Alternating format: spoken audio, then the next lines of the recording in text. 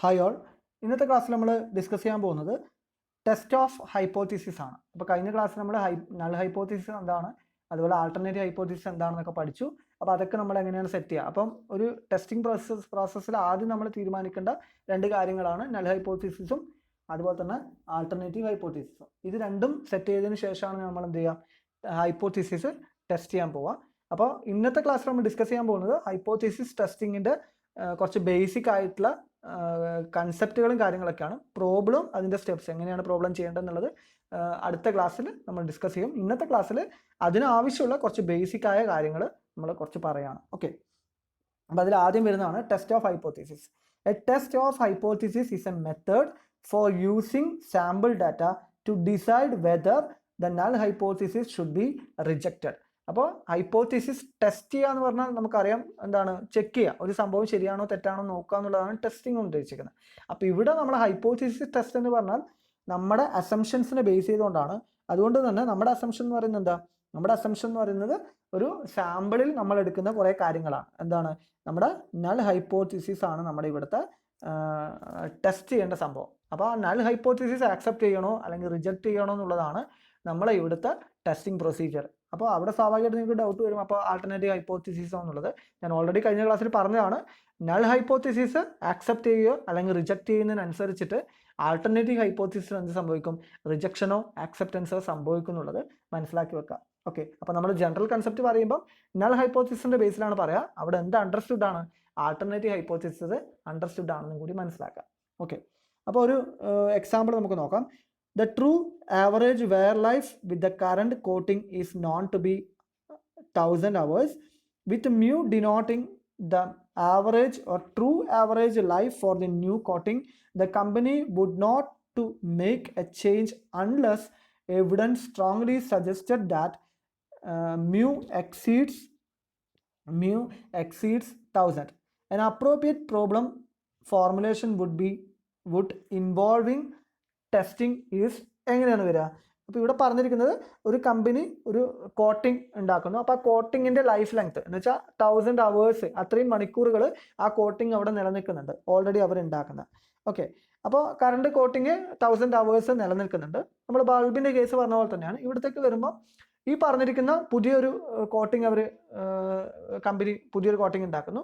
എന്നിട്ട് ആ കമ്പനി പറയുന്നു സംഭവം ഇത് അതിനെക്കാളും ബെറ്റർ ആണെന്നൊക്കെ പറയുന്നു. സ്വാഭാവികമായിട്ട് അങ്ങനെ പറയുമ്പോൾ നമ്മൾ എന്ത് ചെയ്യണം, ടെസ്റ്റ് ചെയ്യണം. നമ്മുടെ ലക്ഷ്യം എന്താ, ഈ പറഞ്ഞിരിക്കുന്ന സംഭവം എന്ത് ചെയ്യണം, മ്യൂ എന്ന് പറയുന്നത് എക്സീഡ് 1000, ആ 1000-നെക്കാട്ടിയും കൂടുതൽ ലൈഫ് ലെങ്ത് ഉള്ള കോട്ടിംഗ് ആണെങ്കിൽ മാത്രമേ എനിക്ക് എന്ത് ചെയ്യേണ്ട ആവശ്യമുള്ളൂ, ഈ പറഞ്ഞിരിക്കുന്ന രണ്ടാമത് ഇൻട്രൊഡ്യൂസ് ചെയ്ത പുതിയ ആ പ്രോസസ്സ് എനിക്ക് എന്ത് ചെയ്യേണ്ട ആവശ്യമുള്ളൂ, നമുക്ക് ആക്സെപ്റ്റ് ചെയ്യേണ്ട ആവശ്യമുള്ളൂ, അല്ലെങ്കിൽ ആ പുതിയ പ്രോസസ്സ് ഇംപ്ലിമെൻറ്റ് ചെയ്യേണ്ട ആവശ്യം വരുന്നുള്ളൂ. അപ്പോൾ അത് കംപ്ലീറ്റ്ലി ഡിപ്പെൻഡ്സ് അപ്പോൺ എന്താണ്, നമ്മളെ ടെസ്റ്റിംഗ് പ്രോസസ്സാണ്. അപ്പോൾ ആ ടെസ്റ്റിംഗ് പ്രോസസ്സിൽ നമ്മൾ എടുക്കുന്ന സാമ്പിളാണ് അത് തീരുമാനിക്കുന്നത്. സാമ്പിൾ നമ്മൾ എടുത്തത് കൃത്യമായിട്ടുള്ള സാമ്പിൾ ആണെങ്കിൽ നമുക്ക് കിട്ടുന്ന റിസൾട്ടും കൃത്യമായിട്ടുള്ള റിസൾട്ടായിരിക്കും.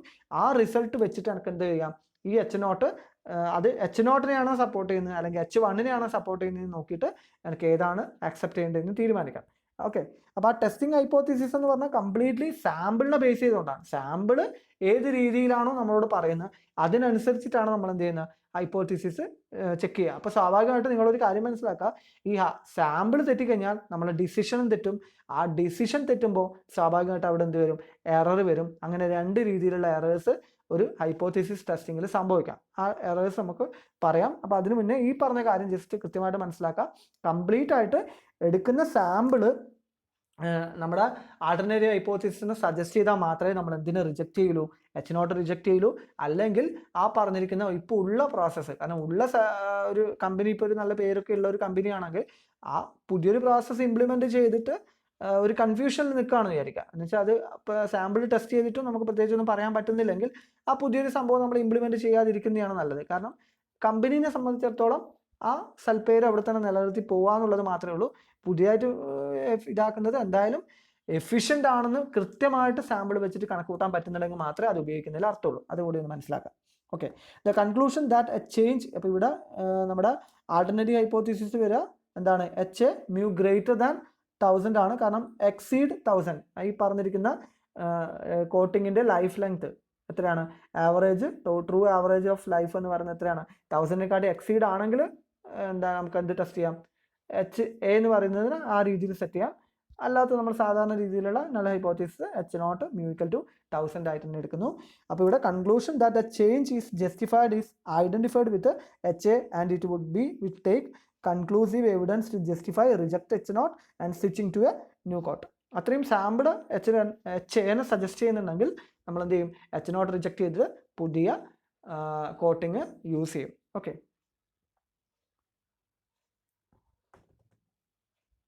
അടുത്തത് വീണ്ടും ഇതേപോലെ തന്നെ ആ ടെസ്റ്റിങ്ങിൻ്റെ സാമ്പിൾസിൻ്റെ ഇമ്പോർട്ടൻസ് പറയാൻ വേണ്ടിയിട്ടാണ്. Suppose for example that 10% of all circuit boards produced by a certain manufacturer during a recent period were defective.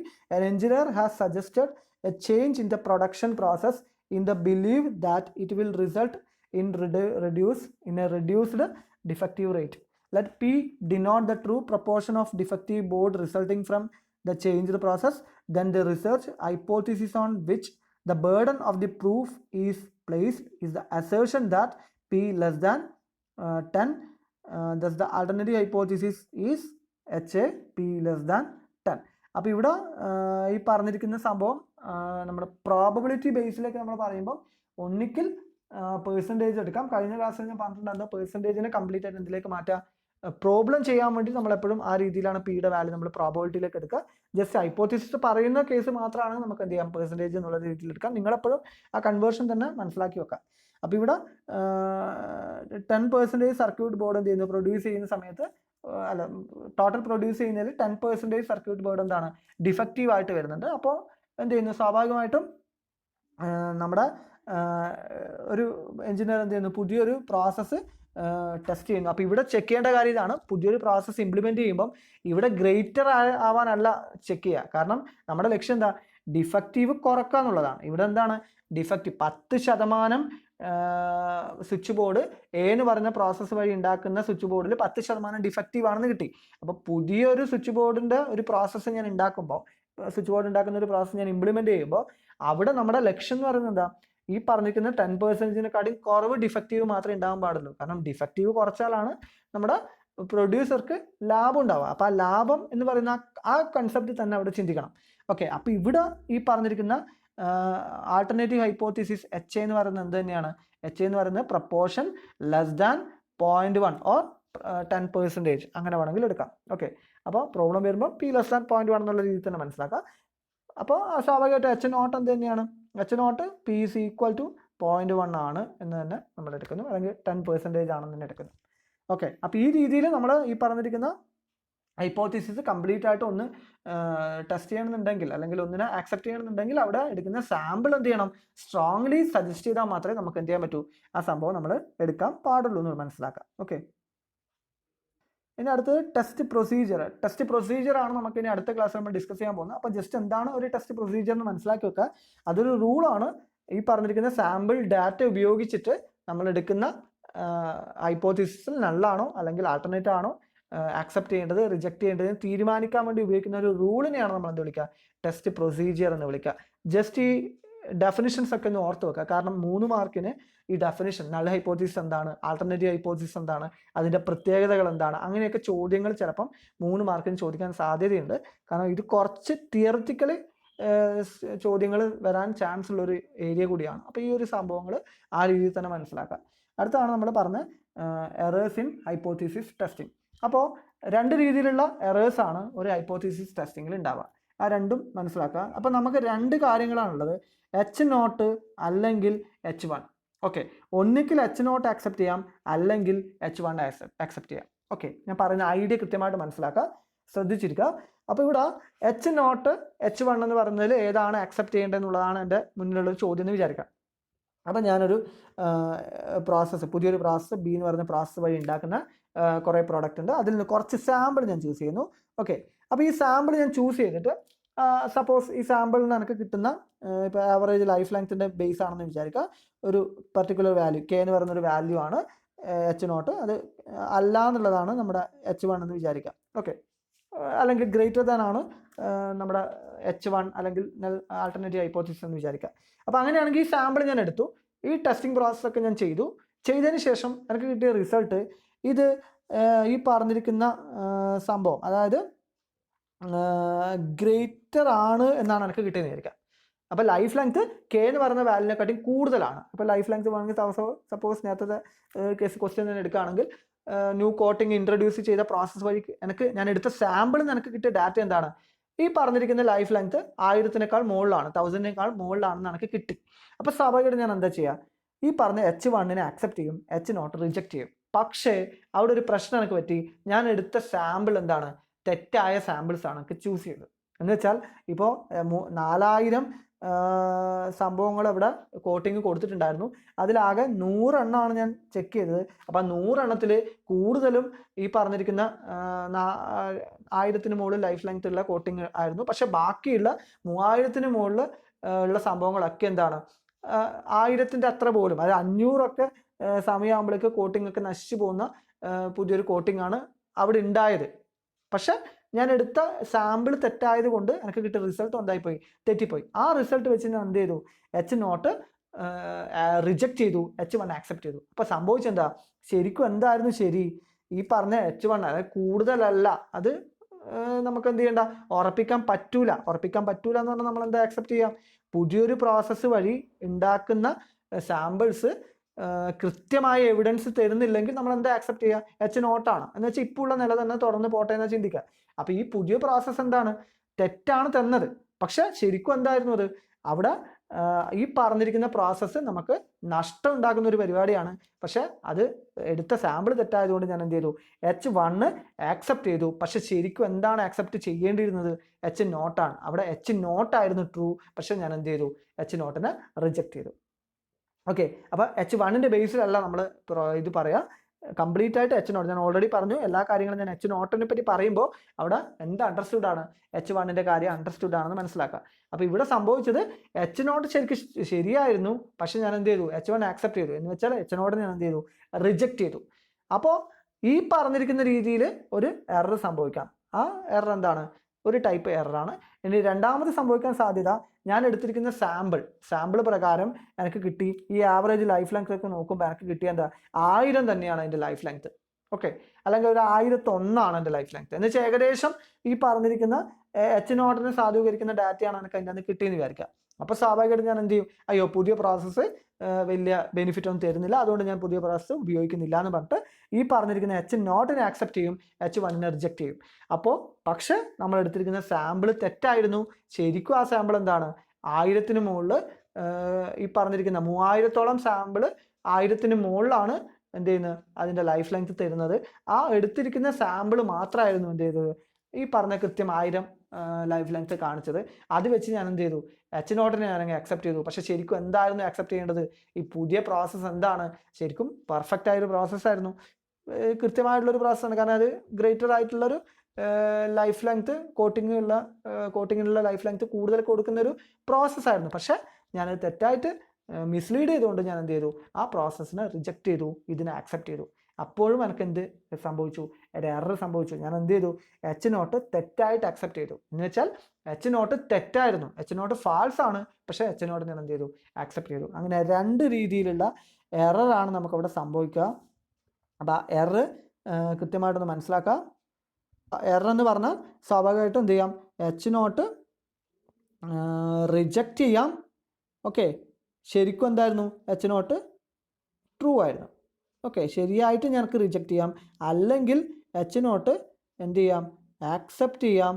ശരിക്കും എന്തായിരുന്നു, H0 ഫാൾസ് ആയിരുന്നു. ഈ രണ്ട് കണ്ടീഷൻസ് ആണ് അവിടെ എററായിട്ട് വരിക. ഓക്കെ, ഇതിൽ ഈ പറഞ്ഞിരിക്കുന്ന ആദ്യത്തെ എറർ സംഭവിക്കാനുള്ള സാധ്യത, അതിൻ്റെ പ്രോബബിലിറ്റിനെയാണ് നമ്മൾ എന്ത് വിളിക്കുക, ടൈപ്പ് 1 എറർ എന്ന് വിളിക്കുക. അല്ലെങ്കിൽ ഈ പറഞ്ഞിരിക്കുന്ന സംഭവത്തിനെയാണ് നമ്മൾ എന്ത് വിളിക്കുക, ടൈപ്പ് 1 എറർ എന്ന് വിളിക്കുക. അതിൻ്റെ പ്രോബബിലിറ്റിനെയാണ് നമ്മൾ എന്ത് വിളിക്കുക, size of type 1 error. Type 1 error എന്ന് പറഞ്ഞാൽ reject H0 when H0 is true. Okay, അതുപോലെ രണ്ടാമത്തെ പ്രോബബിലിറ്റി വാല്യൂ എന്ന് പറയുന്നത്, അല്ലെങ്കിൽ രണ്ടാമത്തെ ടൈപ്പ് എററിൻ്റെ വാല്യൂ എന്ന് പറയുന്നത് എന്താണ്, ബീറ്റ വാല്യൂ. അതൊരു പ്രോബബിലിറ്റി വാല്യൂ ആണ്. എങ്ങനെയാണ്, probability of accept H0 when H0 is false. രണ്ടാമത് സംഭവിക്കാൻ സാധ്യതയുള്ളതിൻ്റെ പ്രോബബിലിറ്റിനെയാണ് നമ്മൾ എന്ത് വിളിക്കുക, ടൈപ്പ് 2 എറർ എന്ന് വിളിക്കുക. അപ്പം ടൈപ്പ് 1 എന്ന് പറഞ്ഞാൽ റിജക്റ്റ് H0. അപ്പോൾ സ്വാഭാവികമായിട്ട് തെറ്റാണ് സംഭവിക്കുന്നത്. അപ്പോൾ റിജക്റ്റ് H0 എന്താണ്, H0 ശരിയായിരുന്നു. ശരിയായിട്ടും ഓപ്പോസ് ചെയ്യുമ്പോഴാണല്ലോ തെറ്റ് സംഭവിക്കുന്നത്. അപ്പോൾ reject H0 when H not is true. അതിൻ്റെ പ്രോബബിലിറ്റി വാല്യൂവിനെ നമ്മൾ എന്ത് വിളിക്കുക, ടൈപ്പ് 1 എറർ എന്ന് വിളിക്കുക. രണ്ടാമത്തെ accept H not when H not is ഫാൾസിൻ്റെ പ്രോബബിലിറ്റി നമ്മൾ എന്ത് വിളിക്കുക, ടൈപ്പ് 2 എററിൻ്റെ സൈസ് എന്ന് വിളിക്കുക. അപ്പോൾ ആദ്യത്തേതാണ് നമ്മുടെ ആൽഫ എന്ന് പറയുന്നത്. ടൈപ്പ് 1 എററിനെയാണ് നമ്മൾ alpha, probability of type 1 error എന്ന് പറയുന്ന. ടൈപ്പ് 1 എറർ എന്ന് പറഞ്ഞാൽ പ്രോബബിലിറ്റി ഇല്ല, ആ ജസ്റ്റ് എച്ച് നോട്ട് റിജക്റ്റ് ചെയ്യുക, എച്ച് നോട്ട് ട്രൂ ആവുക, എച്ച് നോട്ട് ആക്സെപ്റ്റ് ചെയ്യുക. When H not is false എന്ന് പറയുന്ന കണ്ടീഷൻ, ആ എററിന് ടൈപ്പ് 1 എറർ, ടൈപ്പ് 2 എറർ എന്ന് പറയും. അതിൻ്റെ സൈസാണ് നമ്മൾ എന്തായിട്ട് വിളിക്കുന്നത്, പ്രോബബിലിറ്റി വാല്യൂ. അത് സംഭവിക്കാനുള്ള സാധ്യതയാണ് നമ്മൾ എന്ത് വിളിക്കുക, ആൽഫയായിട്ടും ബീറ്റയായിട്ടും ഡിഫൈൻ ചെയ്യാം. ഓക്കെ, അപ്പോൾ ഒന്നുകൂടി പറയാം.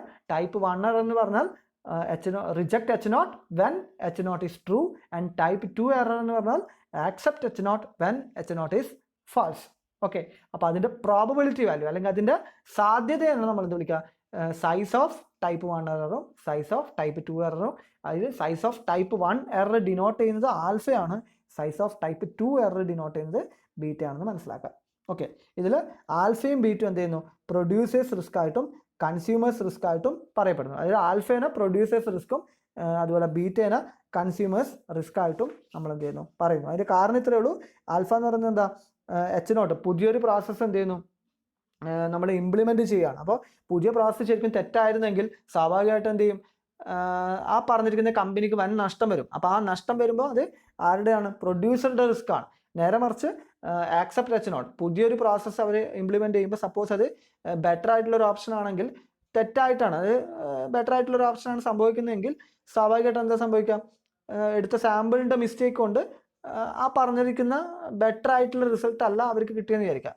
എന്ന് വെച്ചാൽ എച്ചിനോട് അവർ എന്ത് ചെയ്യുന്നു, ആക്സെപ്റ്റ് ചെയ്യുന്നു. പുതിയ പ്രോസസ്സ് തെറ്റാണെന്ന് പറഞ്ഞിട്ട് അവർ എന്ത് ചെയ്യുന്നു, ആക്സെപ്റ്റ് ചെയ്യുന്നു. പഴയ പ്രോസസ്സിനെ ക്യാരി ഔട്ട് ചെയ്യുന്നെങ്കിൽ സ്വാഭാവികമായിട്ടും നമുക്ക് എന്താ സംഭവിക്കുക, പുതിയ ഒരു ഗുണമേന്മയുള്ള ഒരു പ്രോഡക്റ്റ് കിട്ടാനുള്ള സാധ്യത അവിടെ നഷ്ടപ്പെടുകയാണ്. അപ്പോൾ അവിടെ ആ സംഭവം ആരുടെ റിസ്ക് ആണ്, നമ്മുടെ റിസ്ക് ആണ്, കൺസ്യൂമേഴ്സിൻ്റെ റിസ്ക് ആണ്. അതുകൊണ്ടാണ് ആൽഫയും ബീറ്റയും ഈ പറഞ്ഞിരിക്കുന്ന രീതിയിൽ ആൽഫേനെ പ്രൊഡ്യൂസേഴ്സ് റിസ്ക് ആയിട്ടും ബീറ്റേനെ കൺസ്യൂമേഴ്സ് റിസ്ക് ആയിട്ടും പറയാൻ കാരണം. ജസ്റ്റ് ഒന്ന് മനസ്സിലാക്കി വെച്ചാൽ മതി, എക്സാമിന് ചോദിക്കാൻ സാധ്യതയുണ്ട്. അതിൻ്റെ കാരണങ്ങളൊന്നും വേണ്ട, ഈ പറഞ്ഞിരിക്കുന്ന കാര്യം ജസ്റ്റ് ഒന്ന് ഓർത്ത് വെക്കാം. ഓക്കെ, ആണ് critical region corresponding to a test statistic T. ഒരു സ്റ്റാറ്റിസ്റ്റിക് എടുക്കുന്നു. അപ്പം പോപ്പുലേഷൻ മീനാണെങ്കിൽ അതിൻ്റെ സ്റ്റാറ്റിസ്റ്റിക് എന്ന് പറഞ്ഞാൽ എന്താ, സാമ്പിൾ മീനാണ്. അങ്ങനെയുള്ള സ്റ്റാറ്റിസ്റ്റിക് അതിൻ്റെ റിജക്ഷനും ഇതുമായി ബന്ധപ്പെട്ടിരിക്കുന്ന ഒരു റീജിയനെയാണ് നമ്മൾ എന്ത് വിളിക്കുക, ക്രിട്ടിക്കൽ റീജിയൻ എന്ന് വിളിക്കുക. Region in the sample space S which amounts to rejection of H naught is termed as critical region or region of rejection. എന്ന് വെച്ചാൽ എച്ച് നോട്ട് റിജക്റ്റ് ചെയ്യാൻ വേണ്ടി നമ്മുടെ എത്രത്തോളം സാമ്പിൾ ഡാറ്റ അല്ലെങ്കിൽ സാമ്പിൾ ഡാറ്റ എത്രത്തോളം ഈ പറഞ്ഞിരിക്കുന്ന എച്ച് നോട്ടിനെ റിജക്റ്റ് ചെയ്യാൻ നമ്മളോട് പറയുന്നുണ്ട്, അതിൻ്റെ ആ ഒരു റീജിയനെയാണ് നമ്മൾ എന്ത് വിളിക്കുക, ക്രിട്ടിക്കൽ റീജിയൻ എന്ന് വിളിക്കുക. എന്ന് വെച്ചാൽ ഒരു പർട്ടിക്കുലർ കേസിൽ ഇപ്പം നമുക്ക് എച്ച് നോട്ട് എന്ന് പറയുന്നത് സപ്പോസ് മ്യൂ ഈക്വൽ ടു 1000 ആണെന്ന് വിചാരിക്കാം.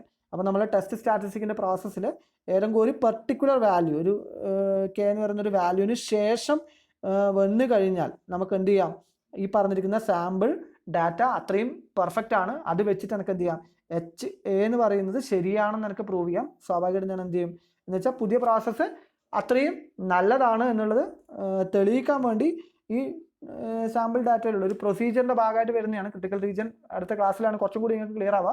എന്നാൽ ജസ്റ്റ് ഒന്ന് മനസ്സിലാക്കുക, ഒരു പർട്ടിക്കുലർ വാല്യൂവിന് ശേഷമാണ് എൻ്റെ ഹൈപ്പോത്തിസിസ് എനിക്ക് ലാസ്റ്റ് കിട്ടുന്ന കൺക്ലൂഷൻ്റെ വാല്യൂ ഇപ്പോഴാണ് വരുന്നതെങ്കിൽ ഞാൻ എന്ത് ചെയ്യും, എച്ച് നോട്ടിനെ റിജക്റ്റ് ചെയ്യും. അങ്ങനെ എച്ച് നോട്ടിനെ റിജക്റ്റ് ചെയ്യാൻ കോൺഫിഡൻസ് തരുന്ന ആ റീജിയനെയാണ് നമ്മൾ എന്ത് വിളിക്കുക, ക്രിട്ടിക്കൽ റീജിയൻ എന്ന് വിളിക്കുക. ഓക്കെ, ജസ്റ്റ് ഒന്ന് ഓർത്ത് വെച്ചാൽ മതി.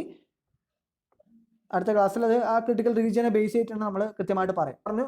എറേഴ്സ് പറഞ്ഞു. അപ്പോൾ ആ എറേഴ്സും ക്രിട്ടിക്കൽ റീജിയൻ തമ്മിലൊന്ന് കണക്ട് ചെയ്യുന്ന ഒരു ഡെഫിനിഷനാണ്. നമ്മൾ സാധാരണ ക്രിട്ടിക്കൽ റീജിയനെ ഡിനോട്ട് ചെയ്യാൻ വേണ്ടി ഉപയോഗിക്കുക ഒമേഗയാണ്, ഡബ്ല്യു അല്ല, ഒമേഗ എന്നുള്ളൊരു സിമ്പിളാണ് ക്രിട്ടിക്കൽ റീജിയൻ എന്ന് വിളിക്കുക.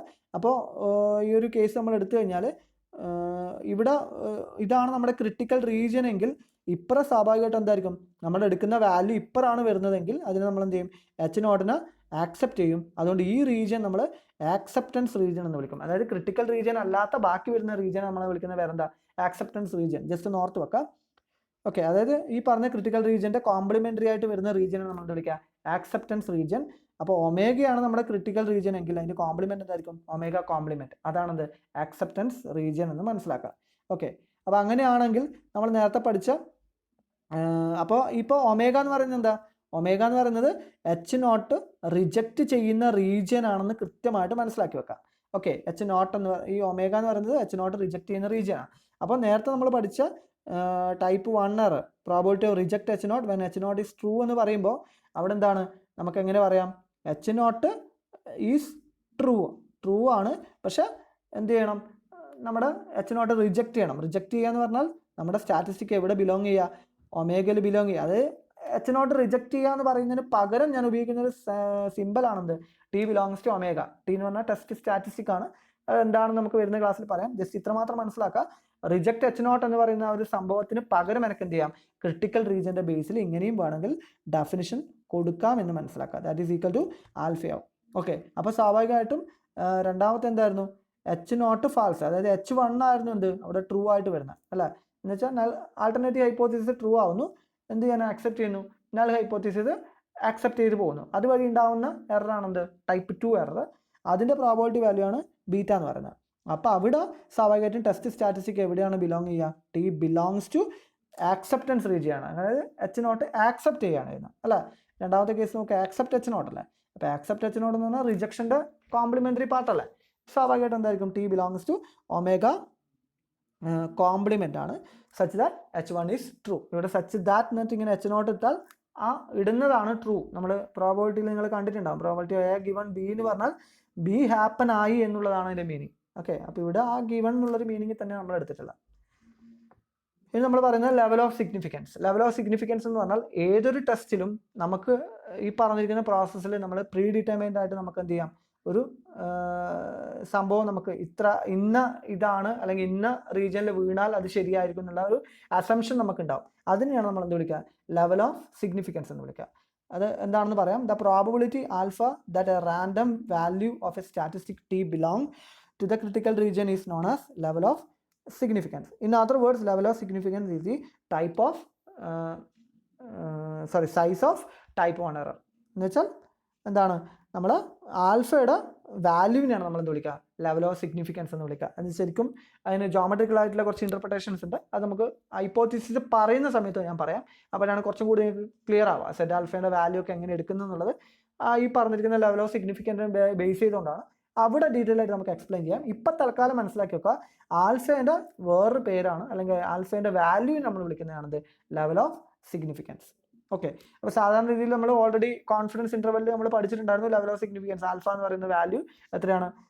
0.1 ആയിട്ടും 0.5 ആയിട്ടും ഒക്കെ നമ്മൾ പഠിച്ചിട്ടുണ്ടായിരുന്നു. അതേപോലെ തന്നെയാണ് ഇവിടെയും 3 രീതിയിലാണ് വരിക. ഒന്നിക്കൽ ആൽഫ 1% വരാം, അല്ലെങ്കിൽ 5% വരാം, അല്ലെങ്കിൽ മാക്സിമം 10%. 10% ഒന്നും ജനറലായിട്ട് വരാറില്ല. ബാക്കി 2 വാല്യൂ ആണ് കൃത്യമായിട്ട് ശ്രദ്ധിക്കേണ്ടത്. ഓക്കെ, ഇനി വരുന്നത് 1 tailed ആൻഡ് 2 tailed ടെസ്റ്റ്. ഒന്നുമില്ല, നമ്മൾ ടെസ്റ്റിംഗ് പ്രൊസീജിയറിലേക്ക് കടക്കുന്ന സമയത്ത് ഞാൻ ഓൾറെഡി പറഞ്ഞു 3 രീതിയിലുള്ള ആൾട്ടർനേറ്റീവ് ഹൈപ്പോത്തിസിസ് വരാം. ഈ 3 രീതിയിലുള്ള ആൾട്ടർനേറ്റീവ് ഹൈപ്പോത്തിസിസിൽ വരുന്നതിനനുസരിച്ച് നമ്മൾ എടുക്കുന്ന ടെസ്റ്റിംഗ് പ്രൊസീജിയർ അല്ലെങ്കിൽ അതിൻ്റെ ടെസ്റ്റുകൾക്ക് വ്യത്യാസമുണ്ട്. കൺക്ലൂഷൻ പറയേണ്ട ടെസ്റ്റുകൾക്ക് വ്യത്യാസം വരുന്നുണ്ട്. അതിനനുസരിച്ചിട്ടാണ് നമ്മൾ 1 tailed 2 tailed ആയിട്ട് മാറ്റുന്നത്. ഓക്കെ, അപ്പോൾ 1 tailed എന്ന് പറഞ്ഞാൽ ഇത്രയേ ഉള്ളൂ. സിമ്പിളായിട്ട് നമ്മൾ ആൾട്ടർനേറ്റീവ് ഹൈപ്പോത്തിസിസ് എന്ത് ചെയ്യുന്നു? Greater than or less than type ആണെങ്കിൽ അവിടെ നമ്മൾ യൂസ് ചെയ്യുന്ന ടെസ്റ്റ് ആണത് 1 tailed ടെസ്റ്റ്. ഓക്കെ, അപ്പോൾ അവിടെ ക്രിട്ടിക്കൽ റീജിയൻ്റെ ഗ്രാഫ് വരിക റൈറ്റ് സൈഡിലും, അതുപോലെ ഒന്നിൽ റൈറ്റ് സൈഡിലാണ്, മറ്റേ ലെഫ്റ്റ് സൈഡിലാണ്. അതുകൊണ്ടാണ് ആ ഒരു സിംഗിൾ റീജിയനിലേക്ക് വരുന്നത്. അത് നമുക്ക് വരുന്ന ക്ലാസ്സിൽ പറയാം. എന്നാൽ ജസ്റ്റ് ഈ ഒരു ഐഡിയ എന്തായാലും മനസ്സിലാക്കി വെക്കാം. Alternative hypothesis less than or greater than type വരുന്നുണ്ടെങ്കിൽ നമ്മൾ ഉപയോഗിക്കുന്ന ടെസ്റ്റ് എന്താ? 1 tailed ആണ്. അതിൽ ഗ്രേറ്റർ ദാൻ ആണെങ്കിൽ നമ്മൾ എടുക്കുന്ന ടെസ്റ്റാണ് right tailed test. Less than ആണെങ്കിൽ നമ്മൾ ഉപയോഗിക്കുന്ന ടെസ്റ്റാണത് ലെഫ്റ്റ് tailed ടെസ്റ്റ്. ഓക്കെ, അതുപോലെ ഈ പറഞ്ഞിരിക്കുന്ന നോട്ട് ഈക്വൽ ടു എന്നുള്ളൊരു കേസ് വരികയാണെങ്കിൽ ആ ഹൈപ്പോത്തിസിസ് വരുന്ന സമയത്ത് നമ്മൾ ഉപയോഗിക്കുന്നതാണത് നൾ ഈ പറഞ്ഞ 2 tailed ടെസ്റ്റ്. ഓക്കെ, അപ്പോൾ ഏത് ടെസ്റ്റാണ് ഉപയോഗിക്കേണ്ടത് നമ്മൾ തീരുമാനിക്കുന്നത് എന്തിനെ ബേസ് ചെയ്തിട്ടാണ്? ആൾട്ടർനേറ്റീവ് ഹൈപ്പോത്തിസിസിനെ ബേസ് ചെയ്തിട്ടാണ്. Alternative hypothesis greater than or less than type, greater than വരുന്ന കേസിലും ലെസ് ദാൻ വരുന്ന കേസിലും നമ്മൾ ഉപയോഗിക്കുന്ന ടെസ്റ്റ് ആണെന്ത്? 1 tailed test. Not equal to alternative hypothesis not equal to type ആണെങ്കിൽ അവിടെ നമ്മൾ ഉപയോഗിക്കുന്നതാണത് 2 tailed ടെസ്റ്റ്. ഈ പറഞ്ഞ കാര്യം മനസ്സിലാക്കി വെക്കുക. ഓക്കെ, ഈ പറഞ്ഞിരിക്കുന്ന സംഭവം ജസ്റ്റ് അതിന് ഇംപ്ലിമെൻറ്റ് ചെയ്യുന്നതാണ് ഒരു definition. In any test the critical region is represented by a portion of area and the probability curve of the sampling distribution of the test statistic. നമ്മൾ ഈ പറഞ്ഞിരിക്കുന്ന ക്രിട്ടിക്കൽ റീജിയനൊക്കെ നമ്മളൊരു നോർമൽ കർവിൻ്റെ ബേസിലാണ്, അതിൻ്റെ ഒരു ഏരിയ ആയിട്ടാണ് നമ്മൾ സാധാരണ രീതി പറയാം. ഓക്കെ, അപ്പോൾ അവിടെ നമ്മൾ അവിടെയാണ് 2 tailed 1 tailed എന്നൊക്കെ പറഞ്ഞ കേസ് വരുന്നത്. ഈ പറഞ്ഞിരിക്കുന്ന ഒമേഗയുടെ വാല്യൂ റൈറ്റ് സൈഡിലാണെങ്കിൽ അവിടെ റൈറ്റ് ടൈൽഡ് ടെസ്റ്റ്, ലെഫ്റ്റ് സൈഡിലാണെങ്കിൽ ലെഫ്റ്റ് ടൈൽഡ് ടെസ്റ്റ്. അത് നോട്ടിക്കൽ ടു കേസിൽ വരുമ്പോൾ 2 സൈഡായിട്ടായിരിക്കും നമ്മുടെ ക്രിട്ടിക്കൽ റീജിയൻ ഉണ്ടാവുക. അപ്പോൾ ക്രിട്ടിക്കൽ റീജിയൻ റൈറ്റ് സൈഡിലാണെങ്കിൽ അവിടെ റൈറ്റ് ടൈൽഡ് ടെസ്റ്റ് ഉപയോഗിക്കും. ക്രിട്ടിക്കൽ റീജിയൻ ലെഫ്റ്റ് സൈഡിലാണെങ്കിൽ അവിടെ ലെഫ്റ്റ് ടൈൽഡ് ഉപയോഗിക്കും. ക്രിട്ടിക്കൽ റീജിയൻ 2 സൈഡിലായിട്ട് ഡിസ്ട്രിബ്യൂട്ടഡ് ആണെങ്കിൽ അവിടെ നമ്മൾ 2 tailed ഉപയോഗിക്കും. ജസ്റ്റ് മനസ്സിലാക്കി വെക്കുക 1 tailed എന്താണ്, 2 tailed ആണ്, 2 ടൈപ്പ് ഉണ്ട് എന്നൊക്കെ മനസ്സിലാക്കുക. എവിടെ എങ്ങനെ എന്നൊക്കെ നമുക്ക് വരുന്ന ക്ലാസ്സുകളിൽ ഡിസ്കസ് ചെയ്യാം. അപ്പോൾ ഇന്ന് പറഞ്ഞ കാര്യങ്ങൾ കൃത്യമായിട്ട് മനസ്സിലായിട്ടുണ്ടാവുമെന്ന് വിചാരിക്കുന്നു. കൺഫ്യൂഷൻസ് വരാൻ സാധ്യതയുള്ള ഏരിയ ആണ്, കൃത്യമായിട്ട് മനസ്സിലാക്കുക. എന്തെങ്കിലും ഡൗട്ടോ കാര്യങ്ങളൊക്കെ ഉണ്ടെങ്കിൽ നിങ്ങൾക്ക് എന്നെ കോൺടാക്ട് ചെയ്യാം. ഓക്കെ.